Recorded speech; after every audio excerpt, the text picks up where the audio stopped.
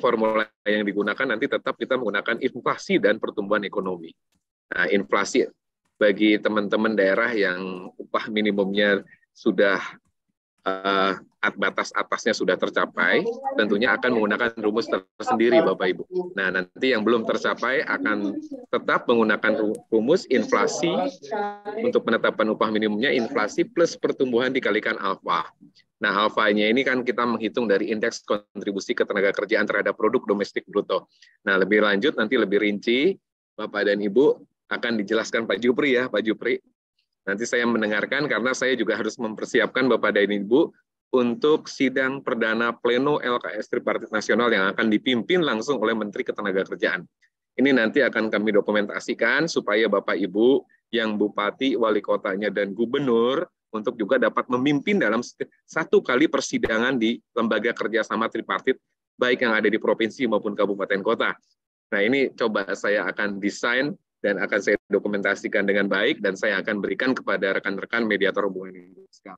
Nah, Pak Jupri, kami persilakan untuk dapat memandu, dan bahan-bahannya saya kira udah ada, nanti dibuat narasinya adalah bagaimana pendapat-pendapat dari teman-teman mediator hubungan industrial ya Pak Jupri ya.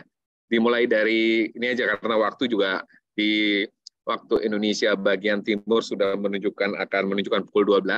Jadi langsung ke inti dari apa yang akan kita ubah dan bagaimana tata cara penetapan upah minimum bagi kabupaten kota yang baru terbentuk. Karena ada 3 provinsi yang baru terbentuk dan ada beberapa kabupaten kota yang akan juga ini apakah bisa menetapkan, apakah menggunakan upah minimum kabupaten kota terdekat. Kami persilahkan Pak Jupri.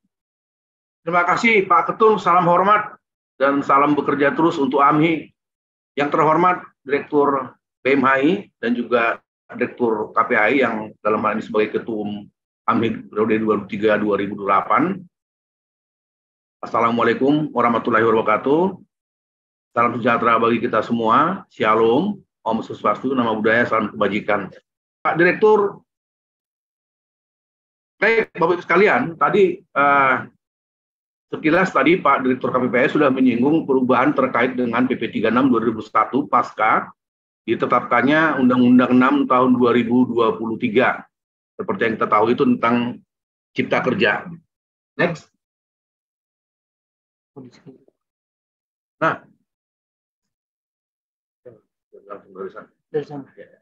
Nah, baik Bapak sekalian, setelah diundangkannya Undang-Undang 6 2022 sebagai pemberlakuan dari Undang-Undang 2 tahun 2020 tentang Cipta Kerja Bapak sekalian, ada beberapa sebetulnya yang di-highlight di Undang-Undang 6, ya, khususnya terkait dengan penetapan upah minimum.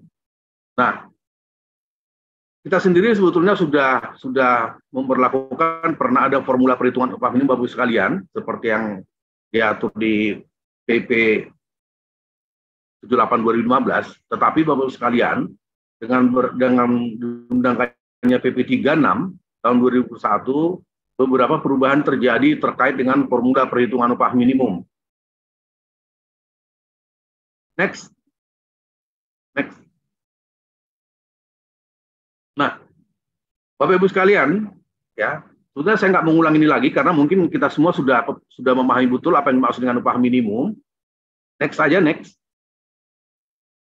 Nah,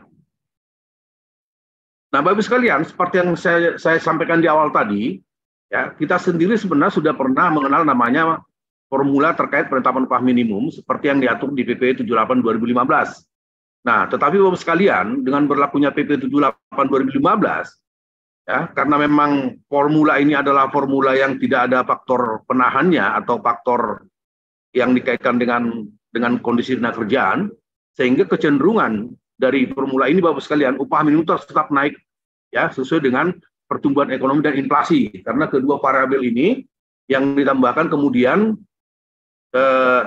mengakibatkan banyak terjadi kesenjangan antar daerah Bapak Ibu sekalian. Kenapa? Karena pada saat kita berlakukan PP 78 2015, ya, baseline UM itu kan memakai waktu sebelumnya yang merupakan yang kita kenal dengan KHL. Nah, tetapi dalam perjalanannya karena terjadi kesenjangan kenaikan upah minimum antar daerah, Nah, itu yang mengakibatkan daerah yang satu dengan yang lain itu menjadi tidak sehat, ya, dan cenderung menuntut umpamanya agar disamakan antara Kabupaten A dan Kabupaten B. Sehingga dengan lahirnya PP 36 itu merubah beberapa formula yang kita kenal dengan ada batas atas, batas bawah. Next. Nah, ini Bapak Ibu sekalian, setelah diberlakukannya Undang-Undang 6, Bapak Ibu sekalian, ya, Menteri Ketenagakerjaan kita kembali menegaskan ada beberapa perubahan yang substansi terkait dengan upah minimum, Bapak Ibu sekalian. Itu terkait dengan di pasal 88C-nya, kemudian pasal 88D, dan kemudian lagi ada di pasal 88F, ya. Nah, Undang-Undang Cipta Kerja itu kembali menegaskan Bapak Ibu sekalian, yang menjadi wajib itu ditetapkan itu hanya UMP, ya. Nah, apakah UMK bisa ditetapkan? Bisa, tapi dengan catatan UMK itu harus lebih tinggi dari UMP, ya. Nah, kemudian di Undang-Undang Cipta Kerja itu kembali menegaskan untuk penghitungan upah minimum mempergunakan 3 variabel, Bapak Ibu sekalian. Tadi Pak Direktur KPPAI sudah menginformasikan. Nah, variabel yang kita pergunakan adalah tentu variabel pertumbuhan ekonomi, kemudian inflasi, kemudian adalah indeks tertentu. Ya. Nah, tentu variabel-variabel ini ya tidak dijelaskan secara detail di Undang-Undang 6, karena kita tahu undang-undang itu hanya yang mengatur garis-garis besarnya. Tentu untuk level teknisnya kita akan jabarkan ini di PP. Nah, karena PP kita sudah ada PP 36, tentunya ini akan kita atur kembali di PP 36 kita. Nah, untuk mengatur formula Bapak Ibu sekalian, tentu ini adalah kewenangan pemerintah, ya. Bagaimana kita mendesain formula kita itu tentu diberikan sepenuhnya pemerintah yang mengatur apa-apa saja umpamanya yang dikaitkan dengan 3 variabel tadi. Next.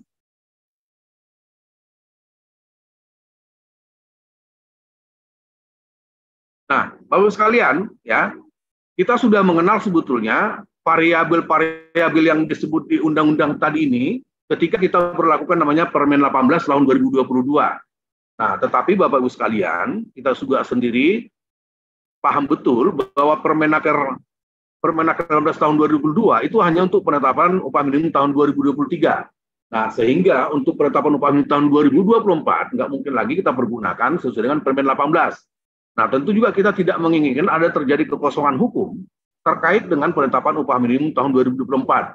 Nah, sehingga mau tidak mau, instrumen hukum yang harus kita rubah itu, dan memang pernah ada untuk penetapan upah minimum adalah PP 36 tahun 2021.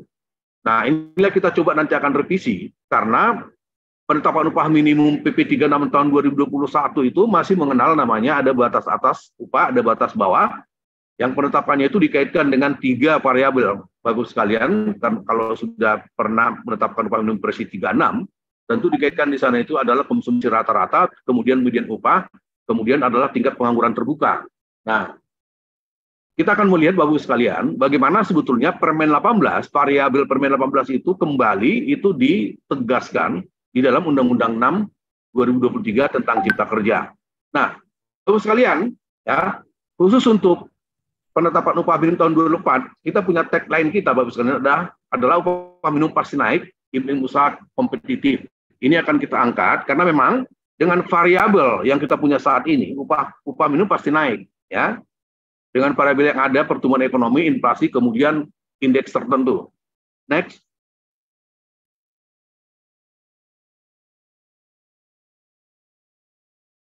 Nah, Bapak sekalian, ini adalah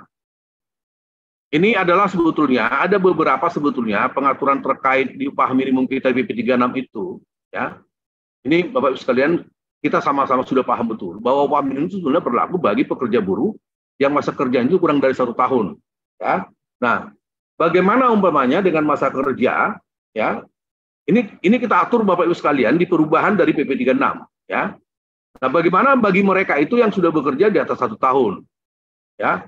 Apakah mereka itu otomatis, ya, umpamanya, ya, hanya penerima upah minimum, padahal mereka sudah punya kualifikasi tertentu misalkan, ya. Tapi karena di undang-undang kita dibuka bahwa upah minimum, ya, diberikan kepada pekerja buruh yang kurang masa kerja 1 tahun itu, sehingga kadang-kadang image di perusahaan itu ya langsung berpikiran bagi mereka-mereka itu yang baru bekerja itu adalah penerima upah minimum. Nah, di sini coba kita tegaskan Bapak Ibu sekalian. Kalau seseorang itu punya kualifikasi tertentu, ya, misalkan punya pendidikan yang jenjang pendidikannya agak bagus, kemudian kompetensinya bagus, kemudian pengalaman kerjanya bagus. Nah, tetapi di perusahaan itu karena dia baru masuk, ya tentu masa kerja dia belum sampai 1 tahun. Apakah dia penerima upah minimum? Nah, ini kita coba agar perusahaan itu, ya tentu bagi mereka itu tidak lagi penerima upah minimum karena kualifikasi pendidikan dan juga kompetensi serta pengalaman kerja yang bersangkutan sudah memadai atau katakanlah sangat dibutuhkan di perusahaan. Ya, nah ini memang yang menjadi sering menjadi pertanyaan kawan-kawan pekerja buruh, kenapa bagi mereka itu sudah punya kualifikasi, tetapi karena baru di perusahaan itu hanya penerima upah minimum. Nah, ini kita coba kita atur ini di perubahan PP 36 yang baru. Nah, kemudian Bapak sekalian kita kembali tegaskan ya bahwa upah pekerja bagi pekerja buruh dengan masa kerjanya sudah 1 tahun itu harus berpedoman pada struktur dan skala upah. Nah, seperti yang sekarang ini yang sudah kita coba ya melalui APBN kita selalu memberikan namanya apa? Bimbingan teknis terkait dengan penyusunan struktur skala upah. Next. Nah, ini ada beberapa Bapak Ibu sekalian sesuai dengan dinamika yang berkembang saat ini, terutama dengan adanya pemekaran kabupaten kota, provinsi. Nah, ini belum pernah diatur di PP 36 2021. Nah, tetapi ini menjadi kebutuhan sekarang Bapak Ibu sekalian karena faktanya telah banyak sebetulnya provinsi yang berkembang, demikian juga kabupaten kota. Ada beberapa provinsi yang pertama, kemudian kabupaten kota. Nah, Bapak sekalian, bagaimana provinsi hasil pemekaran terkait dengan upah minimum? Ya, nah tentu Bapak sekalian, dia akan mengikuti provinsi induknya, ya, karena memang kenapa harus mengikuti provinsi induknya? Karena kita tidak mungkin otomatis mempergunakan formula bagi daerah tersebut, karena daerah tersebut itu masih daerah baru. Yang notabene di sana itu belum ada yang menghitung inflasi, belum ada menghitung pertumbuhan ekonomi, belum ada menghitung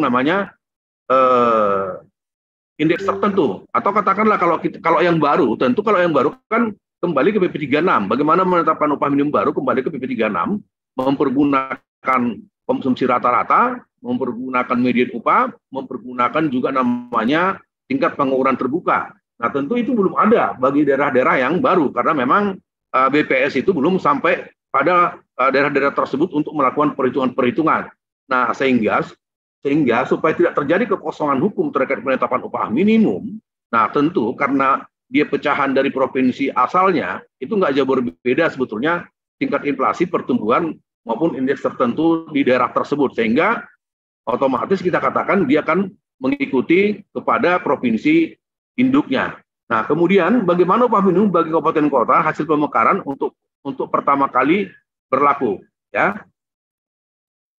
Nah, tentu kalau ada umpamanya kabupaten kota yang mekar juga, tentu dia akan mengikuti daerah kabupaten kota induknya, ya. Nah, tetapi kalau umpamanya di provinsi itu yang provinsi baru dia mekar, Bapak Ibu sekalian, kalau memang di kabupaten kota itu belum ada induknya tadi, kabupaten kota yang induknya belum ada upah minimum, Bapak Ibu sekalian, tentu akan dia mengikut pada UMP, ya.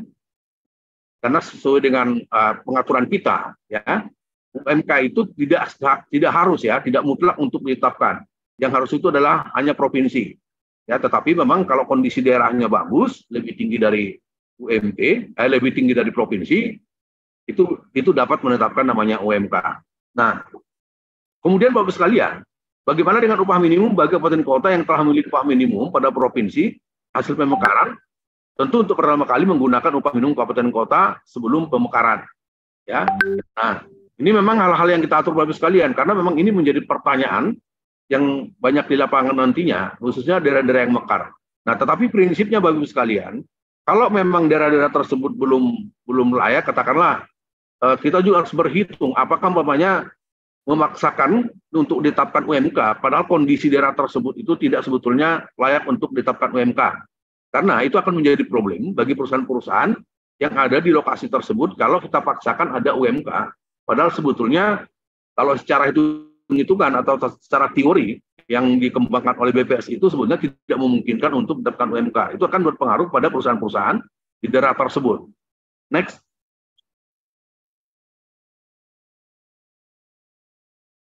Nah, ini Bapak sekalian, ya. Tentu kalau daerah yang sudah memiliki upah minimum, ya, tentu rumus yang kita pakai adalah penyesuaian, ya. Penyesuaian nilai upah minimum. Inilah sebetulnya yang kita sebut dengan formula tadi. Nah, tetapi kalau bagi daerah yang belum, untuk pertama kali menetapkan upah minimum Bapak sekalian, tentu harus kembali kepada PP 36, ya, yang mempergunakan 3 variabel tadi yang sudah saya sebutkan. Next. Nah, ini Bapak sekalian yang kembali ditegaskan sebetulnya di Undang-Undang Cipta Kerja, ya, seperti yang disebutkan di awal tadi. Jadi ada perubahan pasal 26 ayat 2 di Undang Cipta Kerja. Jadi penyesuaian nilai upah minimum dihitung menggunakan formula penghitungan upah minimum dengan mempertimbangkan variabel pertumbuhan ekonomi, inflasi, dan indeks tertentu. Nah, kemudian di Undang-Undang Cipta Kerja ditegaskan, untuk indeks tertentunya harus kita kasih penjelasan. Jadi kita jelaskan adalah Bapak sekalian, kalau indeks tertentunya adalah kontribusi pendapatan tenaga kerja terhadap produk atau PDRB yang itu dari triwulan 4-nya tahun sebelum sampai dengan triwulan 3 tahun berjalan. Nah, tapi Bapak sekalian, ya, kita tidak perlu repot-repot sebetulnya untuk menerjemahkan indeks tertentu, ya, karena sesuai dengan Permen 18 Bapak sekalian, kita sudah menetapkan namanya untuk indeks tertentu yang kita beri namanya simbolnya adalah alfa, ya. Jadi kalau Permen 18 kita kemarin itu kita udah kasih alfanya itu adalah kisaran 0,1 sampai dengan 0,3. Nah,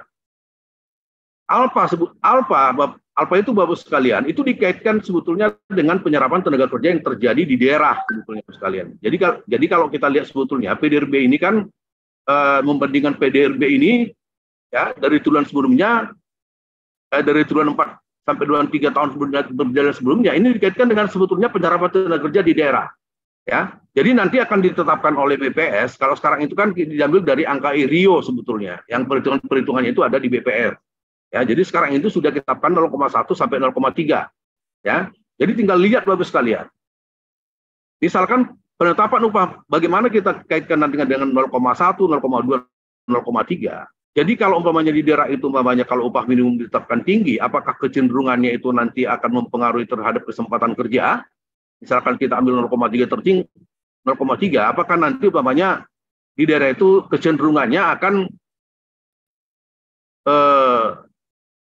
akan mempengaruhi kesempatan kerja bagi kawan-kawan yang belum bekerja, ya, karena upah minimumnya tinggi, sehingga perusahaan itu kan enggan untuk melakukan namanya apa? Melakukan namanya penyerapan tenaga kerja atau membuka lowongan baru. Nah, tentu Bapak sekalian itu akan dibahas nanti di Dewan Pengupahan, ya, karena sesuai dengan undang-undang kita, Dewan Pengupahan kita itu kan punya pakar, ya, yang bisa sebetulnya menganalisis kondisi ketenagakerjaan di daerah. Jadi semakin tinggi upah minimum ditetapkan, misalkan ngambil alfa 3, ya, itu akan mempengaruhi kesempatan kerja apa tidak? Kalau mempengaruhi tentu diturunkan menjadi 0,2 dan selanjutnya Bapak sekalian, ya. Jadi kita juga harus menyadari upah minimum itu juga sangat terkait dengan kesempatan kerja juga, ya. Karena upah minimum itu kan sebagai jaring pengaman, tentu yang harus dilihat dari kesempatan kerja dan juga kelangsungan usaha bagi daerah tertentu. Itu sebetulnya Bapak sekalian, ya. Jadi 0,1, 0,2, 0,3 itu akan nanti diberikan kesempatan dikembangkan di Dewan Pengupahan. Jadi inflasi pertumbuhan ekonomi, kemudian dikalikan indeks tertentunya, itu nanti akan dibahas di Dewan Pengupahan. Next. Nah, ini Bapak sekalian, ya. Nah, kalau untuk penyesuaian, jadi ini Bapak sekalian, kalau umpamanya untuk penyesuaian tadi seperti yang dijelaskan di atas tadi variabel yang sudah ditegaskan di Undang-Undang 6, ya. Penyesuaian nilai UM itu adalah kalau untuk penyesuaian yang seperti biasa masih di bawah atas upah, tentu kita pakai penyesuaian dengan variabel yang 3 tadi Bapak sekalian. Tentu adalah inflasi ditambah pertumbuhan ekonomi dikalikan dengan alfa. Ini yang untuk penyesuaian nilai UM masih di bawah ambang batas atas upah, ya. Nah, tetapi kalau umpamanya daerah-daerah itu umpamanya batas atas, sudah melebihi batas atas upah, ya, tentu Bapak Ibu sekalian, kita tidak lagi mempergunakan namanya inflasinya, tetapi kita hanya pakai perkaliannya adalah pertumbuhan ekonomi yang dikalikan ke alfa tadi, ke indeks tertentu tadi. Nah, kenapa Bapak Ibu sekalian kita hanya mempergunakan pertumbuhan ekonomi? Nah, ini hasil pembahasan kita dan hasil diskusi kita dengan beberapa pakar Bapak Ibu sekalian, ya. Karena kita juga harus menghargai pertumbuhan ekonomi yang terjadi di suatu daerah, ya. Kenapa? Karena pekerja juga punya kontribusi terhadap peningkatan produktivitas di suatu daerah. Jadi kita ambil pertumbuhan ekonominya Bapak Ibu sekalian, karena memang mereka punya kontribusi, ya. Supaya apa? Supaya upah minimum juga tetap mengalami kenaikan, meskipun di sana tidak ada lagi unsur inflasi. Ini bagi daerah-daerah yang memang sudah melebihi batas atas upahnya. Nah, kalau inflasi Bapak Ibu sekalian sudah ada keterangan juga. Nah, mungkin ini adalah memang hasil diskusi kita dengan BPS dengan beberapa pakar apa yang dimaksud dengan pertumbuhan ekonomi tadi itu Bapak Ibu sekalian, ya. Nah, tetapi kan kembali begini Bapak sekalian. Ini hanya kita mengetahui sekedarnya aja, tapi kalau lebih dalamnya terkait dengan teknis tentang pertumbuhan ekonomi dan juga inflasi itu kan selalu dirilis oleh BPS. Jadi memang angka-angka inflasi, angka pertumbuhan ini sudah dirilis BPS karena memang sesuai dengan undang-undang. Hanya mereka yang diberikan kewenangan oleh pemerintah namanya untuk mempublish namanya data-data terkait dengan inflasi pertumbuhan ekonomi, ya. Dan ini tidak kita serahkan ini untuk dihitung oleh masing-masing unsur di daerah-daerah maupun di provinsi terkait dengan penetapan upah minimum, ya.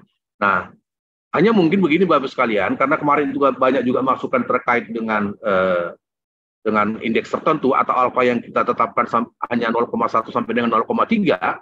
Nah, kemarin juga berkembang juga bagaimana ditingkatkan sampai dengan batas 0,6 misalkan. Tapi kita tidak bisa langsung menerima aja tanpa kita simulasikan, karena kita juga tidak menginginkan indeks ini nantinya terbuka seluas-luasnya yang mengakibatkan juga kenaikan upah minimum itu akan menjadi sama dengan tahun-tahun sebelumnya, ya. Nah, karena kenapa kita kalikan ke alfa, Bapak sekalian?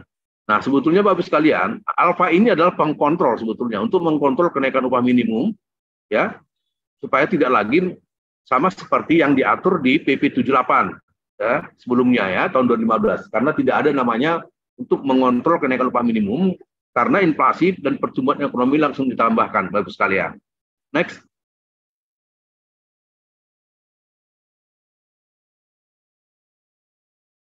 Nah, ini sebetulnya Bapak sekalian, ya, ini simulasinya aja Bapak sekalian, kita nggak perlu saya kira ke sini, ya, karena ini simulasinya aja, nggak perlu. Next.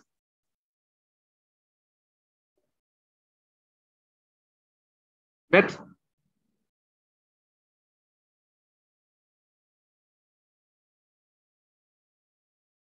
Nah, ini Bapak sekalian, ini juga diatur kembali diatur di Undang Cipta Kerja yang baru, Undang-Undang 6. Ya, kenapa penegasan kita sekali kembali Undang-Undang 6? Karena memang ini kan menjadi sorotan dari kawan-kawan SP, ya, terkait dengan Undang-Undang 6 Cipta Kerja. Tetapi ya terkait dengan formula ini, ya, sebetulnya suka tidak suka mereka juga mendukung ini. Ya, Permen 14 itu kan sebetulnya didukung. Hanya kan mereka itu selalu hanya menyoroti kenaikannya aja, ya. Kenapa mereka katakan sampai nggak di atas 10%? Karena memang kalau kita evaluasi tahun kemarin untuk penetapan upah minimum tahun 2023 itu kan rata-ratanya kan hanya di kisaran 7%, tapi mereka menginginkan 10%. Nah, memang itu sudah kita jelaskan ke beberapa aktivis kawan-kawan kerja buruh kenapa angka itu tidak sampai 10%.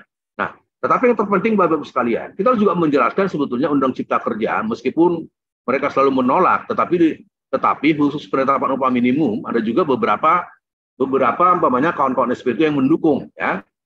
Ada beberapa yang mendukung. Nah, tadi di pasal 26 sudah kita jelaskan Bapak sekalian. Sekarang ada pasal 31 ayat 2-nya, ya. Nah, jadi penetapan upah minimum kabupaten kota dilakukan dalam bahasa struktur upah minimum kabupaten kota lebih tinggi dari upah minimum provinsi. Nah, ini kembali ditegaskan seperti yang saya katakan tadi, ya. Nah, jadi yang perlu kita tegaskan adalah UMK itu tidak merupakan kewajiban yang harus ditetapkan oleh pemerintah daerah atau gubernur, tidak wajib menetapkan UMK. Yang wajib adalah UMP.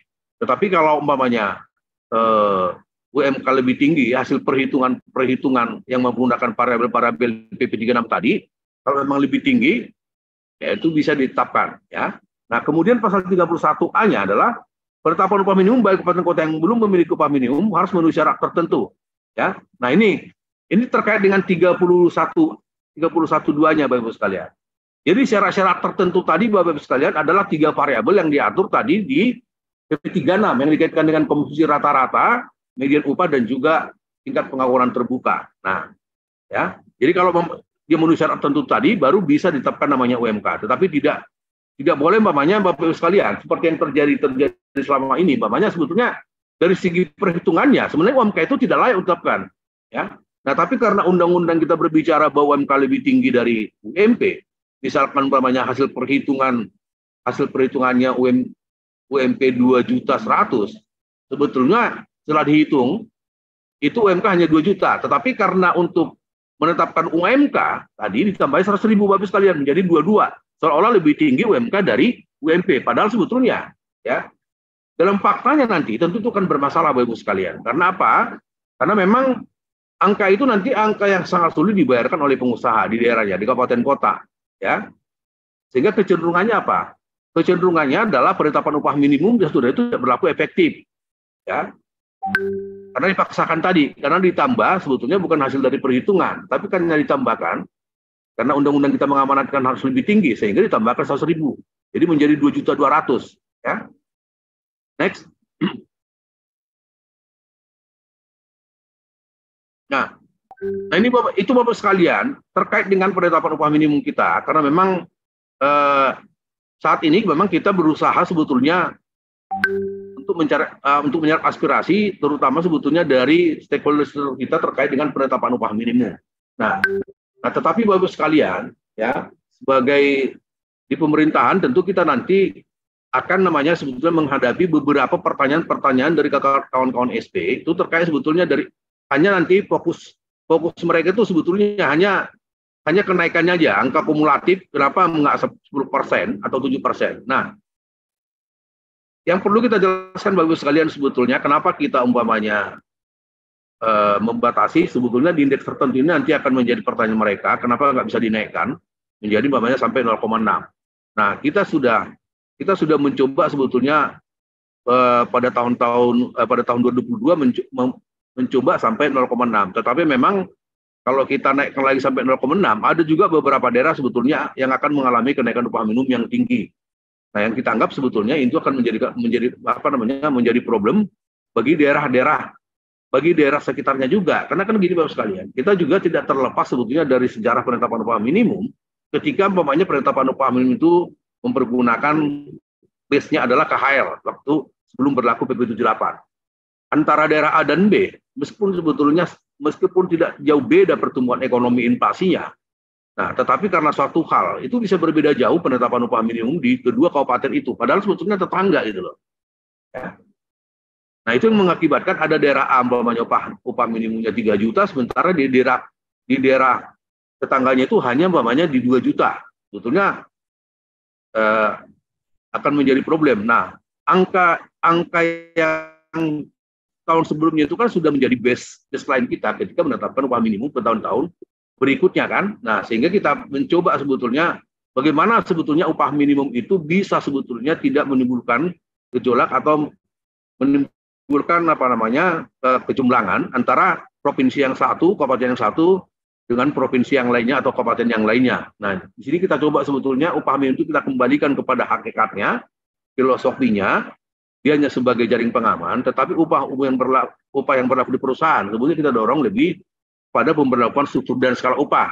Ya, nah kita kembalikan ini karena kalau kita tidak berani mengembalikan filosofi upah minimum kepada hakikat, ya Bapak sekalian, sampai kapanpun upah minimum akan menjadi problem bagi negara kita. Padahal kita harapkan sebetulnya upah yang berlaku di perusahaan itu kita dorong adalah struktur dan skala upah, karena itulah sebetulnya upah yang berkeadilan. Ya, nah itu beberapa Bapak sekalian yang terkait dengan Undang Cipta Kerja, pemberlakuan Undang-Undang 6, khusus dengan formula penetapan upah minimum. Nah, Bapak sekalian kalau ada masukan terkait dengan tadi formula penetapan upah minimum atau penyesuaian nilai upah minimum, dalam momen ini kami kami persilakan untuk dikritisi maupun diberikan masukan. Kira-kira untuk sementara begitu Pak Direktur BMHI. Saya kembalikan ke Direktur BMHI. Makasih Pak.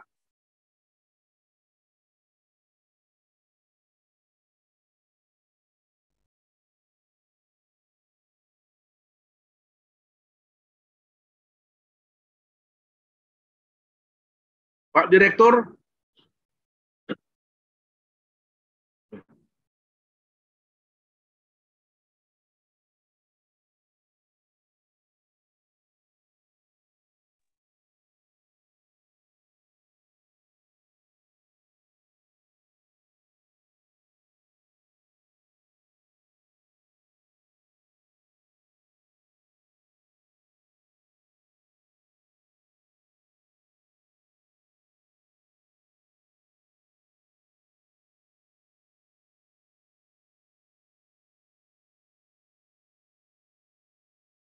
Izin Pak Jupri, Ya. langsung ke peserta aja Pak Jupri, karena Pak Dir lagi ada agenda sebentar.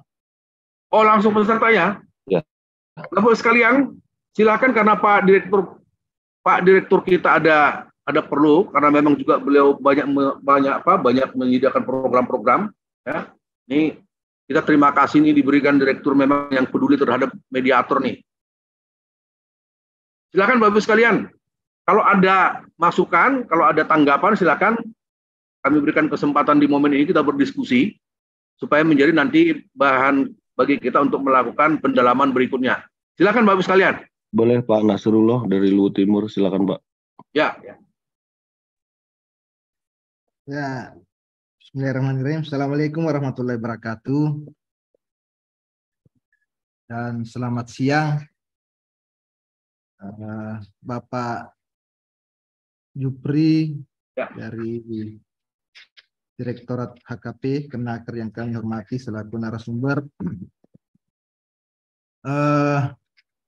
Terima kasih atas kesempatan yang diberikan kepada kami.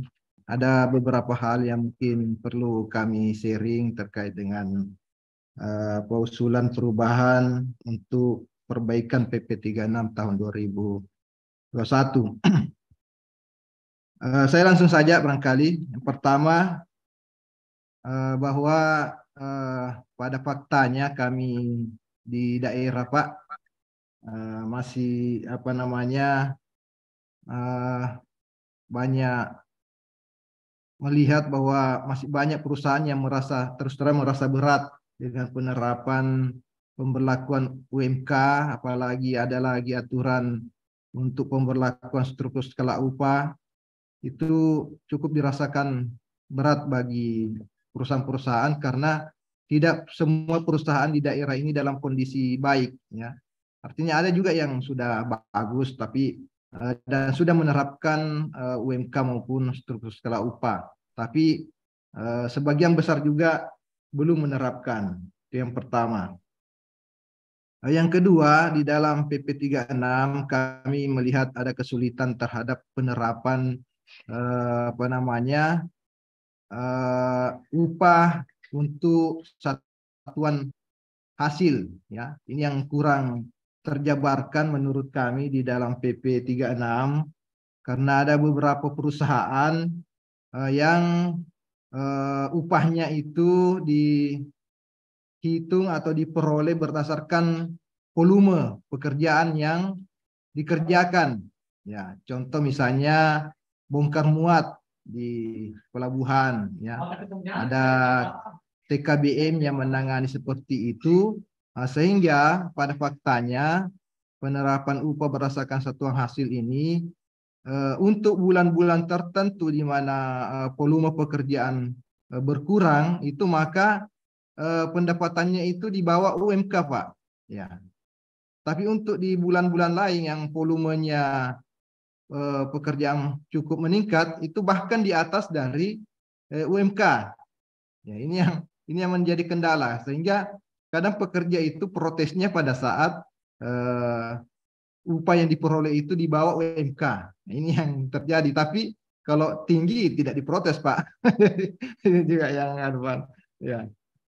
Itu sama dengan yang perusahaan yang menangani penjualan ya, penjualan misalnya penjualan kendaraan bermotor ataukah elektronik, itu juga diperoleh dari berapa besar volume yang berhasil untuk dijual. Dan kondisinya juga seperti yang tadi saya sampaikan, seperti pada perusahaan-perusahaan yang mengelola bongkar muat seperti itu. Ya, yang terakhir bahwa terkait dengan permasalahan yang saya sampaikan, bahwa ada menurut evaluasi kami ini juga menjadi mungkin salah satu faktor sehingga ada beberapa perusahaan, ya bahkan boleh dibilang cukup lumayan banyak juga, yang tidak mau mendaftarkan atau mencatatkan KWT.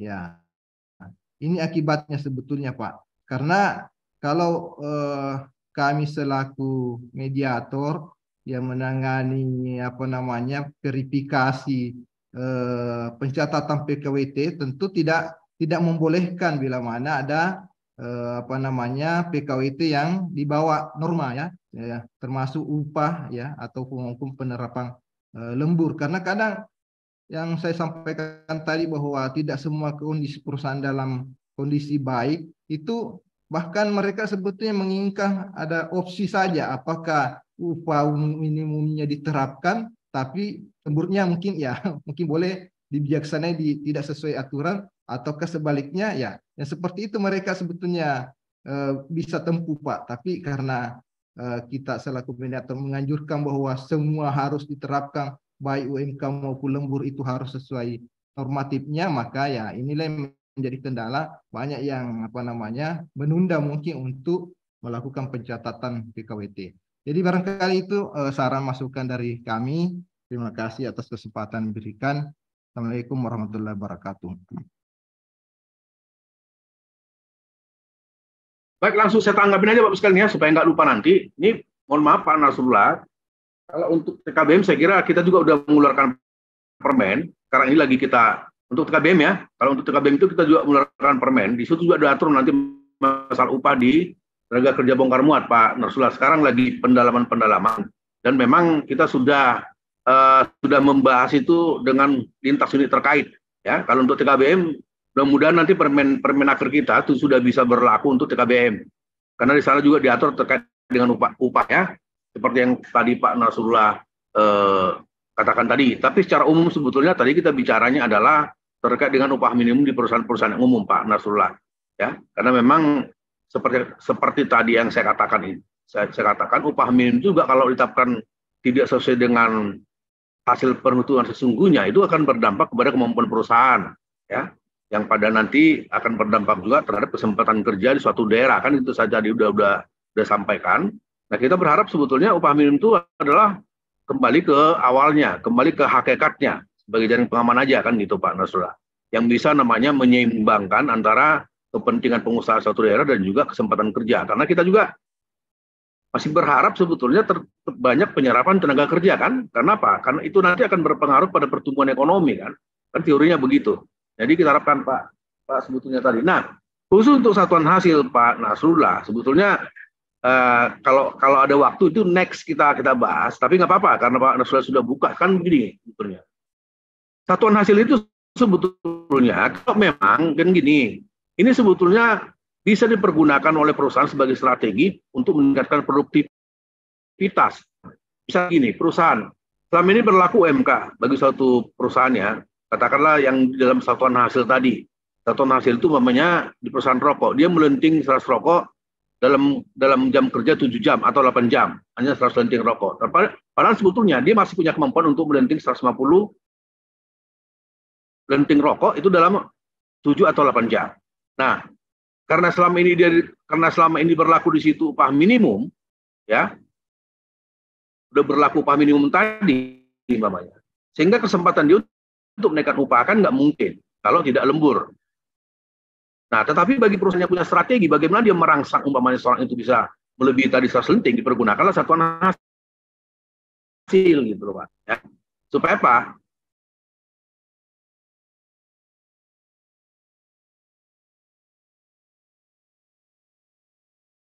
Supaya meningkat, dia meningkat. Kenapa kita mengatur satuan hasil gitu? Ya, itu filosofi. Beda umpamanya kalau tadi itu kalau ya Pak Nasrullah katakan tadi itu sebenarnya terkait juga sebetulnya tadi itu dengan kalau upah minimum harian itu umpamanya berdasarkan borongan atau berdasarkan cuaca. Nah itu kalau terkait dengan berlaku namanya upah minimum berdasarkan harian seperti memang yang diatur juga di PP 36 ya. Nah itu yang memang terkait dengan tadi terjadi perubahan volume atau perubahan cuaca kalau memang dia penerima upah minimum harian, upah harian lah, bukan upah minimum harian ya, upah harian yang ketentuan PP 36. Nah, tetapi sebetulnya filosofi hasil nggak begitu, Pak. Filosofi dari satuan hasil nggak begitu. Satuan hasil itu kita picu sebagai statur itu untuk meningkatkan produktivitas sebetulnya. Jadi perusahaan itu punya apa? Punya strategi untuk seseorang itu bisa lebih produktif dari hasil yang sudah dikerjakan dia pada saat dia bekerja 7 atau 8 jam. Itu sebetulnya Pak Nasrullah kalau filosofi dari pengaturan upah satuan waktu, satuan hasil. Nah, itu yang kita itu Pak ya, tapi untuk konteks kita hari ini sebetulnya kita lebih fokus kepada kepada upah minimum. Tapi kalau nextnya kita upah secara umum, mungkin nanti akan ada waktu kita untuk berdiskusi lagi. Kira-kira itu Pak ya. Masih ada Bapak sekalian terkait dengan upah minimum. Kami masih buka kesempatan.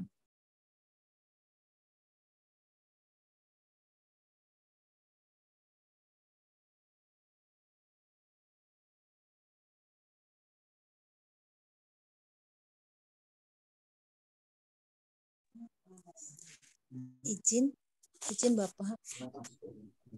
Silakan Bu. Izin Bapak, perkenalkan. Ya. Kami dari Kabupaten Bangli, Provinsi Bali, yang selama ini adalah kabupaten yang satu-satunya belum bisa ditetapkan UMK-nya. Sudah 2 tahun Pak kita tidak bisa diterapkan UMK karena dari segala historis formula dan lain sebagainya itu, dan dengan adanya perubahan formula, kami kemarin memakai formula yang ada inflasi dan alfa.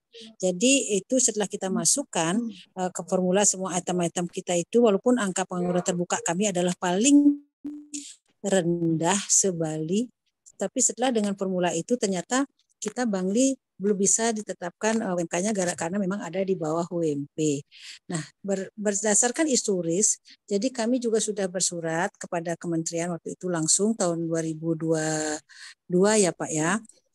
Jadi mohon kiranya bisa dipertimbangkan kami satu kabupaten yang jangan sampai dengan adanya suatu formula ataupun aturan-aturan yang baru itu kata yang tidak bisa ditetapkan UMK itu terus-terusan kita terpaksa turun Pak. Terus tidak punya UMK Pak. Kita harus patuh pada UMP.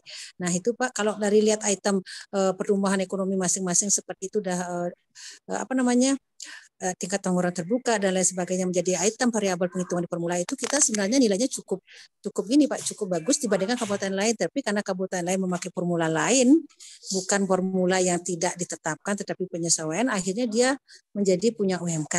Nah itulah dilema dari pimpinan kami, sehingga kami selalu menjadi atensi bulan-bulan pimpinan, kenapa sih kita tidak punya UMK, kenapa tidak punya UMK, sampailah langsung bersurat kami ke kementerian. Sampai saat ini semoga Bapak Ibu terhormat di Kementerian bisa mempertimbangkan usulan kami dengan solusi apapun sehingga kami kembali bisa melakukan penyesuaian UMK. Terima kasih Bapak, kurang lebih matur suksema. Baik, makasih Bu Nilu ya dari Bangli ya, Bali. Bu, begini Bu, tadi saya sudah jelaskan di awal, sebetulnya kan UMK ini kan tidak wajib lah untuk ditetapkan ya. Karena kita harus berhitung betul. Nah, kita harus berhitung betul, Bu. Jangan sampai menetapkan UMK itu menimbulkan masalah di satu daerah, kan gitu. Kalau memang masih bisa diberlakukan UMP kan gitu. Jadi kan begini, Bu. Saya paham betul mungkin secara fisikis memang mungkin begini, mungkin kabupaten itu dituntut oleh kawan-kawan SP itu untuk menetapkan UMK. Nah, berpikir kita sekarang kita balik, Bu. Ya. Nggak apa-apa umpamanya di mempergunakan UMP, tapi kita dorong di setiap perusahaan di daerah ibu itu melakukan struktur dan skala upah. Itu loh Bu. Jadi bagaimana kita umpamanya mensejahterakan pekerja buruh, nah yang kita dorong di sana itu berlaku struktur skala upah. Nggak apa-apa umpamanya kita menggunakan base-nya di sana itu, base upahnya itu UMP, tapi kita dorong struktur dan skala upah Bu. Jadi kita tidak lagi bermain-main di UM gitu loh Bu. Jadi memang kalau menurut saya ini kesempatan Bang Jupri, ya. Pak Jupri, Pak Heru Ya. nih. Ini yang ditanyakan Bang Li ini kan ada sebenarnya proses bagaimana teman-teman kabupaten kota bisa menetapkan upah minimum. Coba aja digali lagi sesuai dengan pasal-pasal yang sudah kita karang, Pak Jupri. Apa-apa saja yang dibutuhkan. Itu Pak Jupri. Ya, gini, kalau mau untuk menetapkan yang baru kan tentu kan gini. Kalau untuk menetapkan UMK yang baru di awal tadi kan saya sudah jelaskan, itu kita menggunakan menghitung namanya konsumsi rata-rata, kemudian median upah yang berlaku, kemudian adalah tingkat pengeluaran terbuka. Itu variabelnya untuk menetapkan upah yang baru, ya. Nah, tinggal dilihat nanti perhitungan-perhitungan itu apakah melebihi UMP. Nah, kalau dia tidak dilebihi dari UMP, tentu tidak bisa menetapkan UMK. Nah, tadi kan sebetulnya Ibu dari Bangli kan itu kan melihat daerah yang lain. Saya sudah sebutkan kan tadi. Jadi kita nggak boleh belajar ke daerah yang lain karena mereka itu menaikkan sebetulnya angka mereka kan tidak lebih tinggi dari UMP, tapi karena ditambahkan dengan variabel lain sehingga seolah-olah lebih tinggi kan. Kan itu tadi yang diangkat dari Bangli. Nah, saya sudah katakan dari awal, kita realis aja kalau memang UMK itu lebih dari hasil perhitungannya umpamanya tidak bisa melewati UMP, kita tidak perlu namanya menetapkan UMK-nya tadi. Nah, tinggal kan seperti kita semua inginkan, inilah sebetulnya kesempatan Bangli untuk lebih mengenalkan di sana itu dari skala upah gitu loh. Daripada kita meributkan UMK karena nggak ada di Bangli, tapi daerah lain bisa menetapkan UMK karena ada penambahan tadi seperti yang disebutkan dari Bangli, sehingga seolah-olah dia punya UMK padahal sebetulnya tidak juga kan gitu kira-kira. Nah, sekarang kan kalau kita katakan umpamanya bisa ditetapkan tadi, ternyata perhitungan realnya Bangli itu kan tidak melewati UMP kan gitu. Jadi tidak ada justifikasi kita untuk menetapkan UMK-nya kan gitu kira-kira Bu Nilo ya dari Bali tadi. Kalau memang ternyata perhitungan tadi tidak bisa melebihi UMP gitu loh. Itu Pak Direktur sebetulnya Pak. Untuk Bangli nih ya. Jadi gini ya, teman-teman rekan mediator, Pak Jupri tadi menerangkan sudah cukup bagus. Jadi teman-teman kabupaten kota sebenarnya bisa menetapkan UMK-nya asalkan variabel-variabelnya memenuhi persyaratan. Kalau belum memenuhi persyaratan yang kita gunakan adalah UMP. Gitu ya, rekan-rekan mediator. Nah, bagaimana teman-teman dari mediator daerah? Nah, ini mengempowering dari teman-teman BPS maupun dari teman-teman yang bergerak pada sektor perekonomian agar ya apa yang indikator-indikator tadi yang kayaknya ARR yang konsumsi rumah tangga dan bla bla blanya bisa lebih tinggi nanti hitung-hitungannya ketimbang UMP. Nah, ini tapi dasarnya based on data dari Badan Pusat Statistik. Itu ya Pak Jupri? Iya, ya Pak Direktur gitu Pak. Telepon Bu Yanti. Ya. Selamat pagi Pak. Pagi Pak. Nggak jadi, ternyata Ya. Barakku sama ibu itu. Saya Barudin Uday Pak dari Kabupaten Barak. Ketapang, Kalimantan Barat. Mungkin dia Ketapang ya? mau Ya, nganter Ketapang, juga Pak. kan. Aku bingung nanti Om Air telepon ibunya ya. Bu Yanti di mana? Teman-teman host yang ada bocor suaranya langsung bisa di mute ya, teman-teman host. Izin Pak, tolong mau Selamat pagi Pak. Pagi. mau bertanya Pak. Ya Pak, saya boleh lanjut Pak dari Ketapang? Ya, Ketapang. Oke, siap. Nah, baik Pak. Selamat pagi Pak Heru, Pak Jupri. Semoga selalu sehat Pak dalam lindungan Allah Subhanahu wa taala. Amin. Baik Pak, terkait dengan akan ditetapkan upah minimum provinsi maupun upah minimum kabupaten untuk 2023 gitu kan. Untuk formulasi yang pernah kita tetapkan di tahun 2022 untuk 2023 sebenarnya formulasi itu sudah cukup efektif dan cukup bagus Pak. Kenapa? Di dalam formulasi itu sudah mengcover terkait adanya sektor unggulan untuk daerah.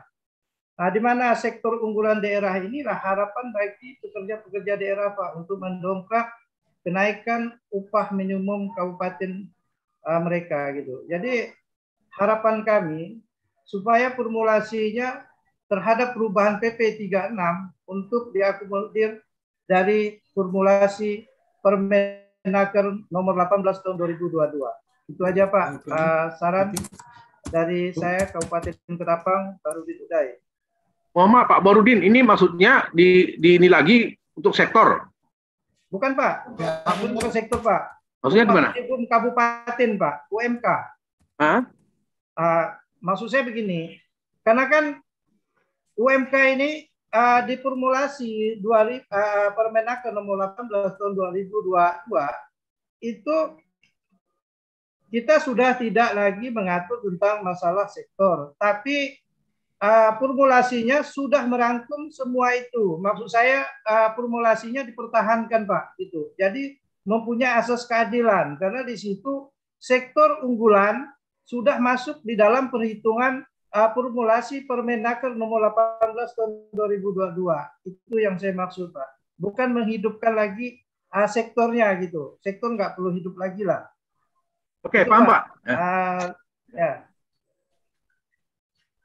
Oke, makasih. Pak. Ya, makasih Pak Barudin. Ya, makasih Pak. Saya kira hanya penegasan aja Pak Barudin ya. Makasih banyak. Siap. Makasih. Dari Ferry dari Malino ini Pak. Halo? Ya, siapa Pak Ferry? Pak Ferry dari Kabupaten Malino.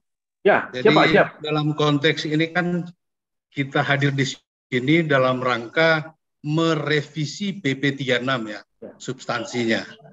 Ya kan? Kalau saya baca Pak dari referensi yang ada, sebenarnya kita harus menelusuri dulu. Karena saya melihat yang keberatan merevisi PP 36 ini adalah pihak dari pengusaha. Itu satu.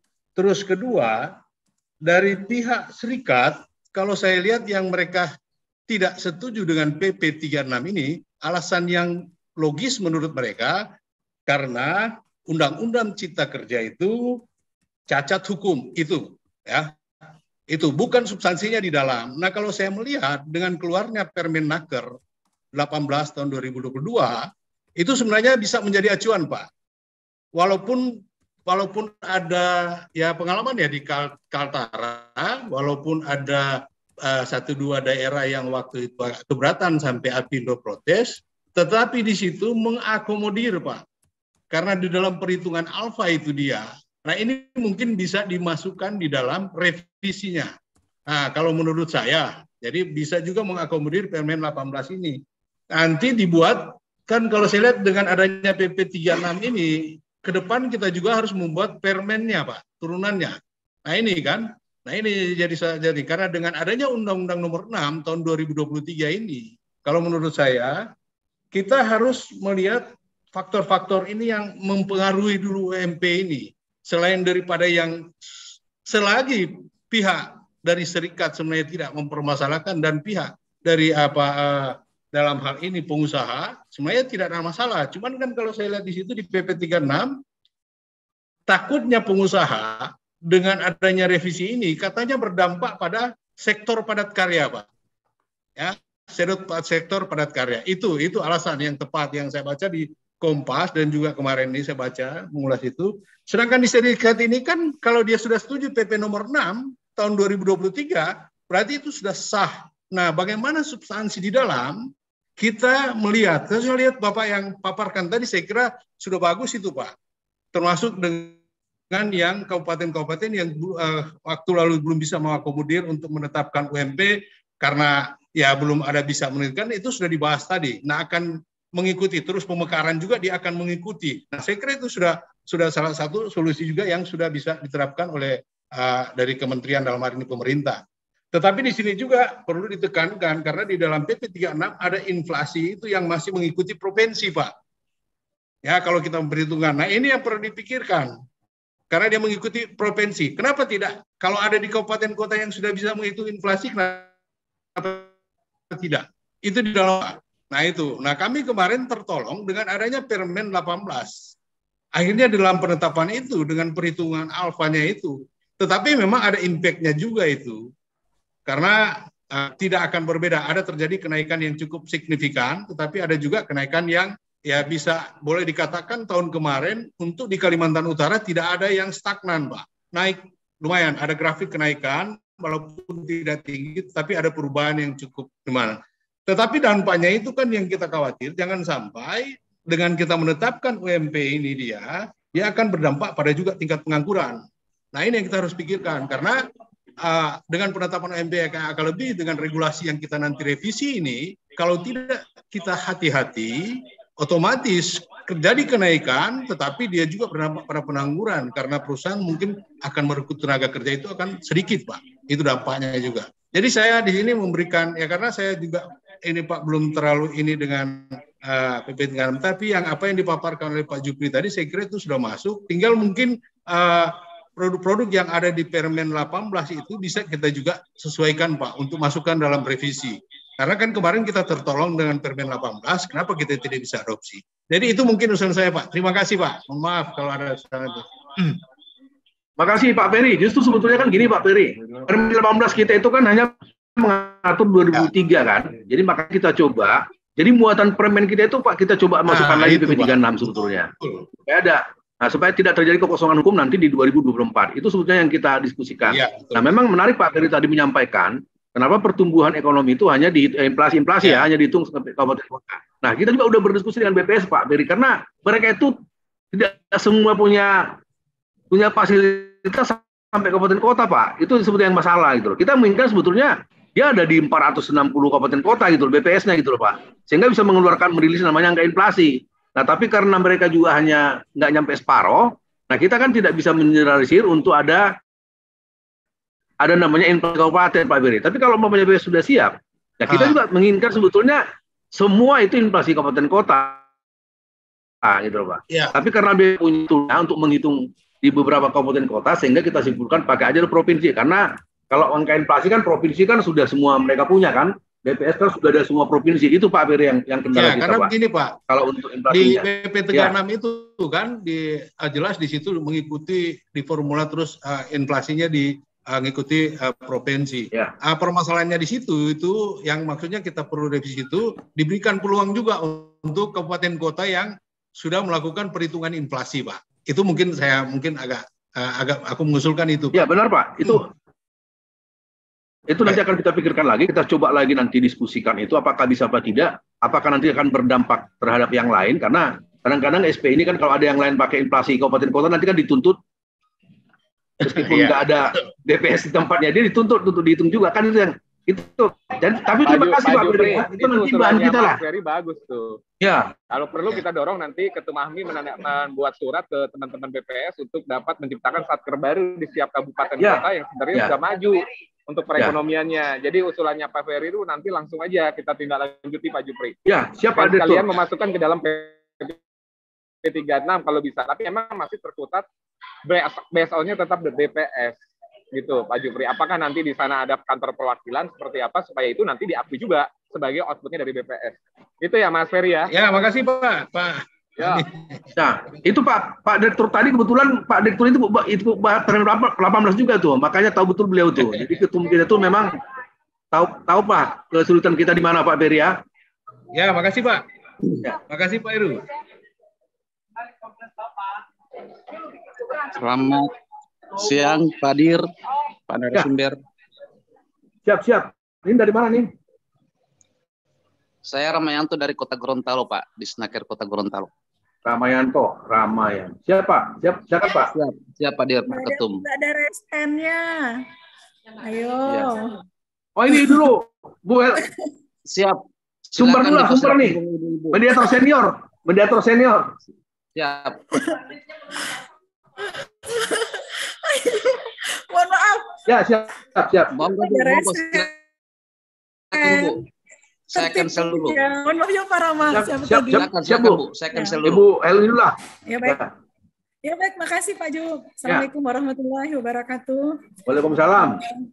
Ya, Pak Dir yang kami hormati dan teman-teman semua, terkait dengan revisi PP 36, sebenarnya saya ada yang ingin ditanyakan ini terkait dengan yang sudah Bapak sampaikan. Yang pertama, tadi ada pasal 31A ya, yang rencananya itu penetapan upah minimum bagi kabupaten kota yang belum memiliki upah minimum harus memenuhi syarat tertentu, terus ada dalam kurung atau.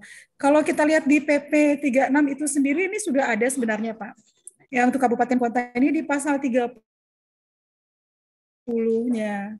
Nah itu sebenarnya itu sudah terakomodir di situ dan itu sudah pas juga kalau menurut saya tidak ada masalah.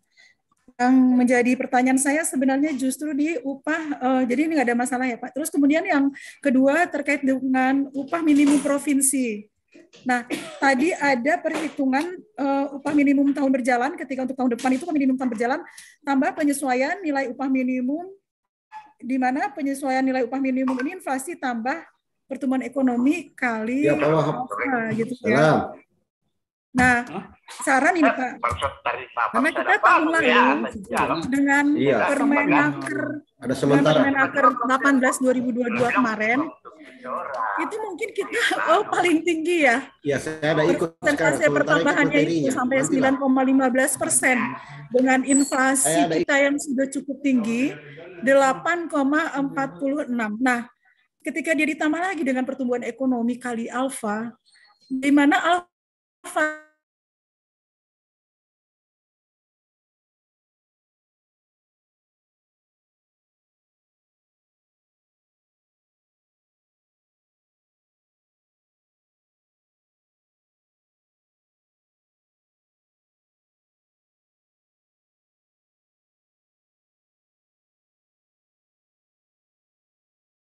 kasih batasan nilai inflasinya itu yang berapa angkanya.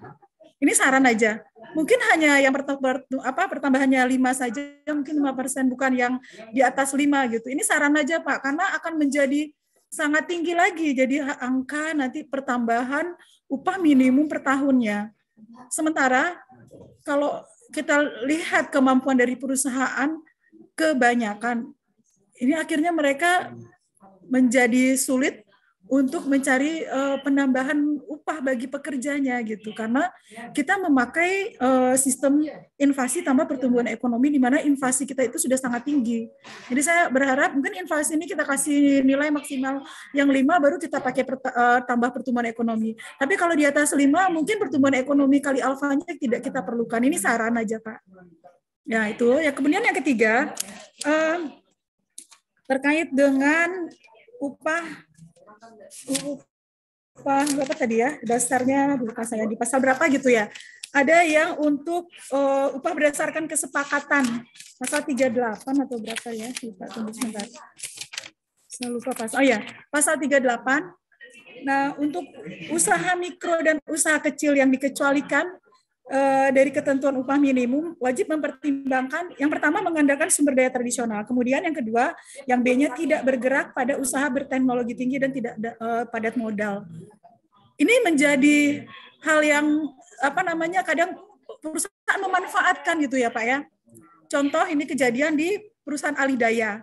Kita mau berbuat apa? Ternyata kalau dia memasukkan di dalam poin B-nya, dia bekerja misalnya di rumah sakit yang besar ya, yang mampu, tapi karena outsourcing-nya dia memasukkan ke dalam poin B sehingga dia membayar upah pekerja itu di bawah upah minimum, Pak.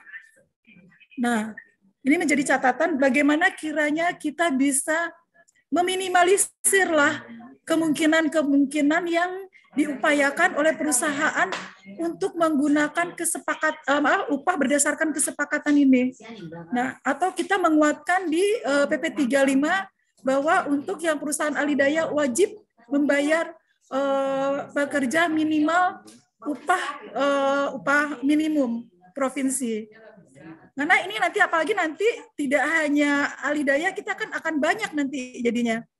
Bukan hanya untuk 5 kegiatan yang kemarin saja yang dulu pernah kita adakan, namun ini akan menjadi sangat banyak dengan aturan yang Undang-Undang Nomor 6 ini. Apalagi kalau yang kita pakai kemarin, yang Perpu kemarin kan, yang Undang-Undang 6 ini udah agak dibatasi, tapi masih lebih banyak kemungkinan-kemungkinan untuk bisa mempekerjakan pekerja itu dengan Alidaya. Jadi saya berharap ini ada nilai minimalnya lah kalau untuk perusahaan Alidaya bahwa wajib mereka minimal membayar upah pekerja adalah upah minimum provinsi dan dapat yang Bapak sampaikan tadi itu bagus, dapat memberikan upah kepada pekerja yang mempunyai kemampuan adalah di atas upah minimum. Tadi saya setuju itu tambahannya.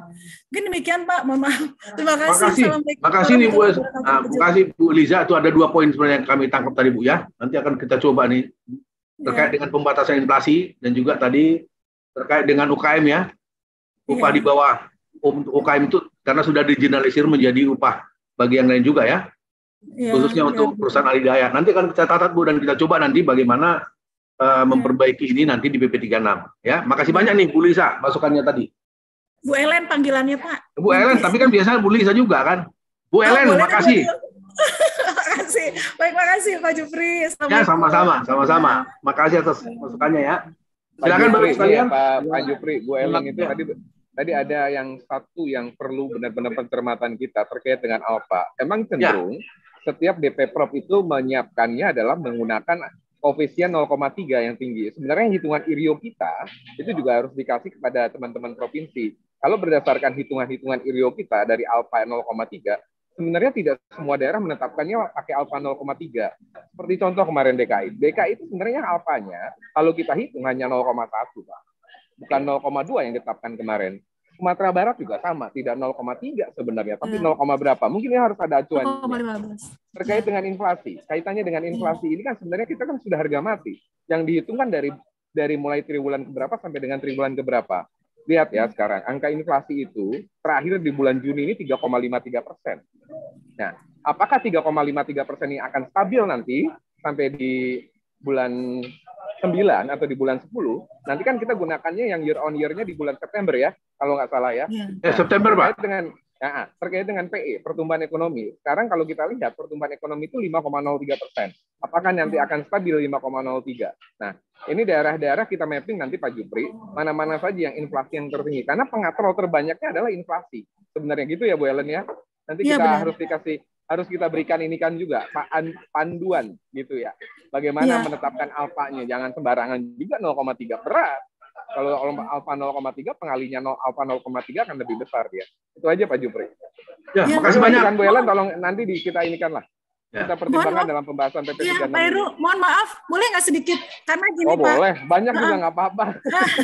Gini Pak, kemarin kita kan inflasinya itu udah 8,46 Pak. Jadi dengan 8,46 ini udah tinggi gitu kalau menurut kita kan. Tambah lagi pertumbuhan ekonomi kali alfa. Nah ini akan menjadi, kemarin kita menjadi paling tinggi se-Indonesia kayak untuk penambahan. Berarti Sumatera Barat memang paling maju Bu. Enggak, bukan Pak. Enggak inflasinya juga. Pak. Inflasinya tinggi Pak. Pertumbuhannya kecil. Inflasi, kita berharap mungkin inflasi ini kita batasi dengan nilai maksimal mungkin yang 5 boleh kita pakai ditambah dengan pertumbuhan ekonomi maksudnya Pak. Tapi kalau sudah di atas 5 kayak kita kemarin 8,46, saya rasa mungkin kita nggak perlu nambah lagi dengan pertumbuhan ekonomi. Kalau di Permenaker 18 itu kemarin ada batasan inflasi tertinggi atau PEP tertinggi ya Pak Jupri? Coba dilihat Pak Jupri. Inflasi sama pertumbuhan ada Pak? 10. Inflasi tertinggi ada Pak? Ada. Sampai 10 Pak. Jadi kita sampai 10 kemarin. Jadi ya itu Pak, kemampuan perusahaan di Sumatera Barat Pak masih kebanyakan malah susah orang cari kerja. Siap ya Bu Ellen. Oke. Jadi pertimbangan aja Pak, maaf. Makasih Pak Heru. Oke. Makasih Pak Heru. Ya Pak Jupri, makasih. Ya, makasih Bu Ellen. Tadi Pak Direktur memang paham betul Permen 18 ini Bu, karena memang beliau ikut tadi seperti yang saya bilang tadi. Tapi memang tadi nggak apa-apa, nanti kita tampung dulu masukan Bu Ellen ya. Bagaimana kita diskusikan ada pembatasan inflasi, nanti kita lihat Bu. Ya, kita coba nanti berdiskusi untuk pembahasan atau merumuskannya dalam draft perubahannya Bu ya. Baik, makasih Pak Jupri. Ya, silakan Bapak Ibu yang lain. Izin Pak Jupri. Silakan Pak. Waalaikumsalam Pak. Ya, mohon izin Pak Dir, Pak Narsum dari Kota Gorontalo. Lanjut. Siap. Jadi begini, yang pertama kami menyatakan sangat mendukung agar supaya PP 36 segera diperbaharui, kemudian apa yang termuat di dalamnya segera kita perbaiki, termasuk mengambil beberapa yang sudah ataupun hal-hal positif yang sudah ada di Permen 18. Karena kita ketahui bersama keberadaan dari Permen 18 itu juga menjadi perdebatan di mana salah satu putusan Mahkamah Konstitusi yang melarang pemerintah untuk membuat kebijakan baru yang berpengaruh pada masyarakat, sementara itu terbit lagi. Nah, sehingganya agar supaya menghindari perdebatan tentang itu, segera membuat regulasi baru tentang pengupahan. Yang pertama. Kemudian yang kedua, saya hanya ingin memberikan saran agar supaya untuk pasal 36 sampai dengan pasal 38 yang mengatur tentang usaha mikro dan usaha kecil, itu kita contohi saja teman-teman di Jawa Timur. Kalau di Provinsi Jawa Timur itu Kadisnya membuat suatu edaran bahwa sudah mengkonkretkan nilai rata-rata konsumsi masyarakat dalam satu provinsi seperti apa. Jadi sudah konkret. Jadi tidak sama dengan provinsi lain, termasuk provinsi saya yang coba meraba-raba. Seperti apa konkret daripada nilai rata-rata konsumsi dalam satu provinsi tersebut. Sehingga kami selaku mediator yang menjadi garda terdepan menghadapi berbagai macam keluhan dari masyarakat, khususnya kalangan pekerja, itu sudah memiliki suatu nilai tertentu yang sudah bisa dikonkretkan. Nah, saran saya, kenapa tidak upaya pada sektor mikro dan kecil ini bisa dibebankan pada tugas Dewan Pengupahan Provinsi yang bisa mengakomodir, menerbitkan atau merekomendasikan kepada gubernur untuk menetapkan upah pada sektor mikro dan kecil tersebut. Sehingga kami mediator di kabupaten kota sudah punya pegangan, jadi barometernya ataupun patokannya seperti apa. Itu yang kedua. Kemudian yang ketiga masih terkait dengan regulasi tentang upah mikro di skala mikro dan kecil ini. Jangan lagi dibuat menjadi ribet seperti yang sudah tertera dalam 36 dan 38 sampai dengan 38 ini. Berbicara tentang mikro dan kecil kan sudah ada PP nomor 7, Peraturan Pemerintah nomor 7 tahun 2021. Mengacunya ke situ saja. Kemudian yang kedua, bahwa OSS sebagai lembaga yang menerbitkan NIB itu kan sudah jelas kriteria seperti apa mikro dan kecil itu. Sehingganya kalau menurut OSS sudah terbit di NIB skala kecil dan mikronya kemudian dipertentangkan lagi tidak masuk dalam rumusan yang sebagaimana dijabarkan dalam pasal 36 sampai 38 itu menjadi mentah lagi. Nah, kami yang sebagai ujung tombaknya ini jadi bingung. Kita sebenarnya mengacu kemana? Ke PP nomor 7, ke OSS yang sudah menerbitkan NIB, atau Permen 36. Sehingganya piranti-piranti yang sudah ditetapkan tadi kita sederhanakan. Ya sudah, kalaupun memang OSS yang berkewenangan menerbitkan NIB dan di situ adalah mereka sudah terlanjur menetapkan skalanya, ya kita mengacu ke situ saja. Itu yang menjadi saran kami, dan yang paling penting adalah kita mengadopsi saja apa yang sudah dilaksanakan oleh teman-teman di Provinsi Jawa Timur. Mereka satu bahasa bahwa berbicara tentang upah di sektor mikro dan kecil itu sudah ada surat edaran dari Pak Kadisnya, dan mereka sudah berpatokan ke situ. Jadi seperti itu Pak saran dari kami. Terima kasih. Assalamualaikum warahmatullahi wabarakatuh. Lebih konkretnya mungkin yang konsumsi rata-rata Pak ya, 50% di bawah konsumsi rata-rata itu Pak. Ya, kalaupun ada teman-teman dari Jawa Timur bisa bantu komen ya, karena kami kemarin waktu studi banding ke beberapa kabupaten kota di Jawa Timur, jadi seperti itu. Jadi sudah ada surat edaran dari Pak Kadisnya, minimal barometer ataupun konkretnya upah yang berlaku di sektor mikro dan kecil itu sudah ada pedomannya, yaitu mengacu kepada surat edaran dari Kadisnya. Nah, kenapa ini kita tidak contoh saja, kita legalkan melalui SK Gubernur yang penetapannya bersamaan dengan penetapan daripada upah minimum provinsi yang setiap tahun ditetapkan. Seperti itu. Ya Pak, Gorontalo kan gini kan, kalau kita UKM tadi, kalau PP 36, 36, 38 itu kan untuk dibawa untuk UKM itu kan ada dua variabel tuh. Satu di bawah 50% konsumsi rata-rata, kemudian 7% di bawah garis kemiskinan. Nah, yang kita rubah itu di konsumsi rata-ratanya bagaimana, Pak? Iya, itu yang saya sarankan kita mudahkan saja formulasinya. Jangan terlalu banyak formulasi, kita sepakati saja suatu formulasi tertentu agar supaya tidak membingungkan. Atau dikembalikan kepada pemerintah daerah gitu, Pak. Untuk mengeluarkan angkanya, Pak.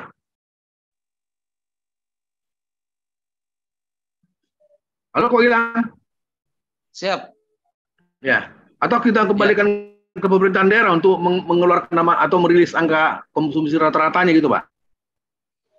Iya, sebagaimana saya sudah sampaikan tadi bahwa sebaiknya untuk pembahasan untuk mikro dan kecil ini dimasukkan pada pembahasan pada teman-teman di Dewan Pengupahan Provinsi untuk mengusulkan kepada gubernur untuk ditetapkan. Nah, salah satu contoh yang sudah embrionya sudah dilaksanakan oleh teman-teman di provinsi, mereka sudah memakai formula yang ditetapkan oleh surat edaran kepala dinas, sehingga ketika ada permasalahan-permasalahan terkait dengan usaha mikro dan kecil, mereka berpedoman pada surat edaran tersebut mengkonkretkan berlaku pada sektor mikro dan kecil. Jadi seperti itu, Pak. Ya. Makasih banyak, Gorontalo nih ya. Siap, Kota Gorontalo, Pak. Ya, makasih banyak Pak ya atas masukannya tadi. Nanti akan kita pertimbangkan ini. Siap, Pak. Baik, Bapak sekalian, kalau masih ada, silakan. Izin Pak, Kabupaten Tojo Una, Sulawesi Tengah. Sulawesi Tengah, silakan Pak. Ya, makasih banyak Pak atas waktunya yang dikasihkan ke kami. Yang kami dari Kabupaten Tojo Una, kabupaten yang pecahan dari Kabupaten Poso, sampai dengan saat ini belum memiliki upah minimum kabupaten.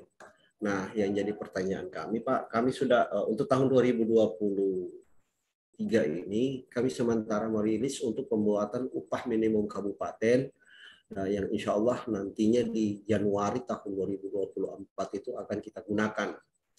Nah, yang jadi permasalahan dalam hal penyusunan upah minimum kabupaten, ditambah lagi dengan bidang hubungan industrial Kabupaten Tojo Una merupakan semua pejabat struktur fungsionalnya mediator itu adalah pejabat yang disetarakan kemarin dalam pelantikan.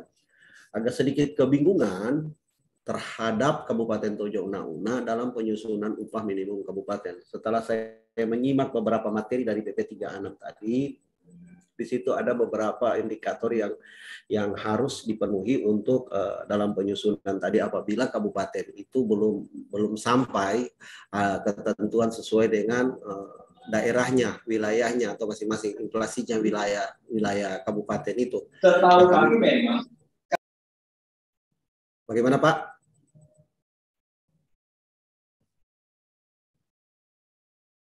Halo, mohon maaf jaringan. Lanjut Mas, lanjut. Sehingga kami berusaha semaksimal mungkin dengan tidak merasa berputus asa, tetap akan terus bergerak, sekalipun kami harus merangkap untuk sampai pada hasil akhir yang insya Allah nantinya di pertemuan kedua kami akan lakukan, sehingga mohon bantuan dengan secepatnya dengan adanya PP 36 yang akan cepat ini, apakah ini bisa menjadi salah satu materi untuk kami atau juknis untuk kami dalam penyusunan upah minimum Kabupaten Tojo Una. Karena kabupatennya kami tertinggal jauh dari kabupaten-kabupaten yang lain, karena kami sudah lama mekar, tapi sampai dengan saat ini belum memiliki upah minimum. Itu yang pertama. Terus yang kedua, kesulitannya kami di Kabupaten Tojo Una dan mohon bantuan dalam hal ini terhadap meyakinkan kepada pemerintah daerah akan pentingnya penyusunan upah minimum kabupaten, sehingga terlalu banyak tekanan dalam hal ini, baik itu dari pihak eksekutif maupun legislatif, menganggap hal ini tidak terlalu penting dalam penyusunan upah minimum kabupaten. Dewannya sudah terbentuk, tetapi hanya sebatas di atas kertas. Untuk aplikatif daripada Dewan Pengupahan itu sendiri belum sampai pada sesuai dengan ketentuan undang-undang yang mengharuskan terhadap kabupaten dalam penyusunan upah minimum kabupaten. Padahal kalau mau dilihat bahwa Kabupaten Tojo Una itu sendiri kabupaten yang berada pada daerah pariwisata yang cukup besar pendapatannya setiap tahun, itu inflasinya masyarakatnya cukup baik ekonominya. Cuman saya tidak mengerti apa sih sebenarnya yang latar belakangi sehingga kesulitan bagi mediator Kabupaten Tojo Una itu dalam hal penyampaian kepada pemerintah daerah dalam hal penyusunan upah minimum kabupaten dan bergeraknya Dewan Pengupahan di Kabupaten Tojo Una. Harapan kami bisa mendapat respon baik itu intervensinya dari pihak provinsi maupun pusat terhadap kabupaten kami. Itu mungkin dari saya kembalikan Pak. Terima kasih. Assalamualaikum warahmatullahi wabarakatuh. Waalaikumsalam Pak. Nah ini Pak Muhammad Supri dari Una ya. Tadi kan saya sudah jelaskan Pak, sepanjang itu memenuhi kriteria apa yang keterkaitan dengan ketenagakerjaan seperti yang saya jelaskan di awal, itu bisa dikaitkan dengan konsumsi rata-rata, median upah, dan juga tingkat pengeluaran terbuka. Dan ternyata hasilnya lebih tinggi dari UMP, Pak. Tidak ada alasan lagi untuk tidak menetapkan UMK. Nah, itu saya kira, Pak, yang perlu kita pegang bersama. Kalau untuk menetapkan UMK yang baru, kita kaitkan dengan 3 variabel tadi, Pak, yang kondisi ketenagakerjaan. Jadi memenuhi syarat tertentu disebut kalau di PP 36.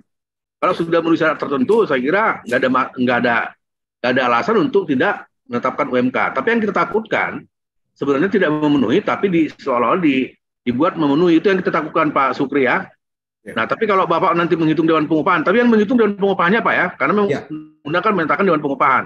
Betul. Kalau hasilnya itu sudah memenuhi syarat tertentu tadi, Pak, tinggal direkomendasikan kepada Bupati, kemudian Bupati melanjutkan kepada Gubernur, dan reasoningnya dari Bupati itu logiknya diterima Gubernur, saya kira, Pak, nggak ada alasan untuk ini, Pak, untuk menolak UMK. Gitu, Pak, kira-kira, Pak Sukri, ya. Siap. Silakan Bapak Ibu yang lain.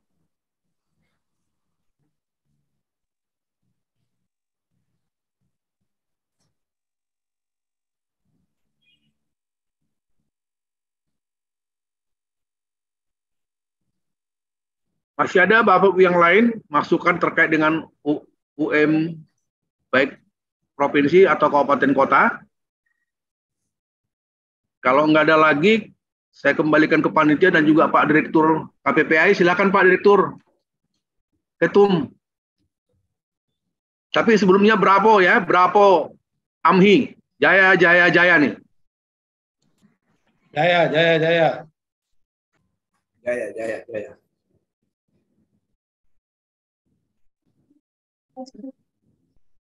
Ya.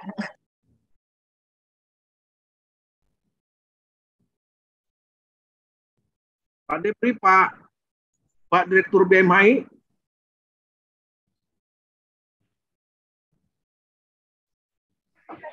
Kenapa Pak Jupri?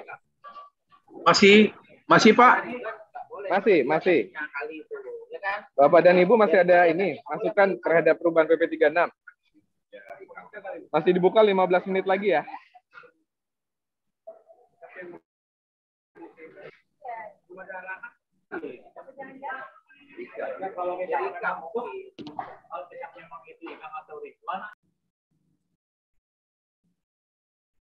Kayaknya sudah tidak ada, Pak Jupri, mungkin bisa ditutup, ya.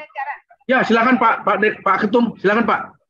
Baik, rekan-rekan mediator hubungan industrial yang saya cintai, dari masukan-masukan yang sudah diberikan kepada kami dalam hal ini untuk perubahan revisi terhadap PP 36 tahun 2021, nanti segala masukannya akan kami buatkan surat tertulis kepada Ibu Dirjen PHI dan Bu Menteri Ketenagakerjaan terkait dengan poin-poin yang tadi sudah diusulkan oleh seluruh rekan-rekan mediator hubungan industrial. Bapak dan Ibu, saya mengerti bahwa dalam penulisan ini kan harus sempurna ketika Bapak Ibu juga memberikan masukan. Langkah awal dari AMHI, Asosiasi Mediator Hubungan Industrial, untuk mengajak seluruh mediator hubungan industrial untuk dapat mencermati dan meneliti perubahan PP 36 tahun 2021. Hal ini merupakan langkah nyata dari sebuah organisasi profesi, dalam hal ini Perkumpulan Mediator Hubungan Industrial. Saya meyakini masukan-masukan ini sangat ditunggu oleh Bapak dan Ibu sekalian, yang mungkin terdahulu kita nggak pernah menyampaikan bagaimana melakukan revisi, tahu-tahu sudah jadi.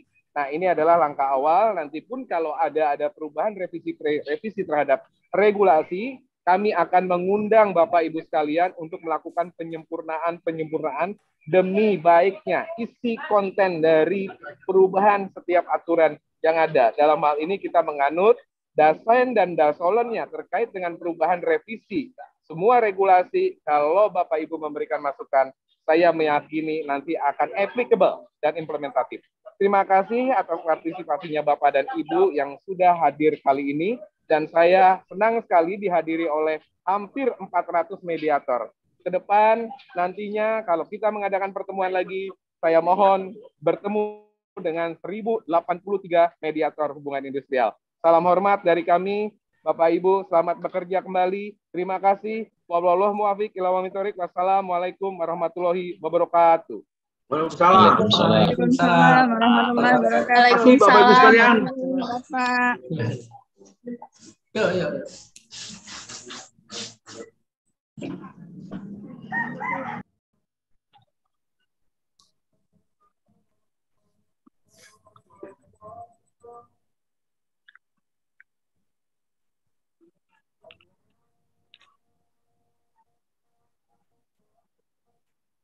Mohon izin pamit.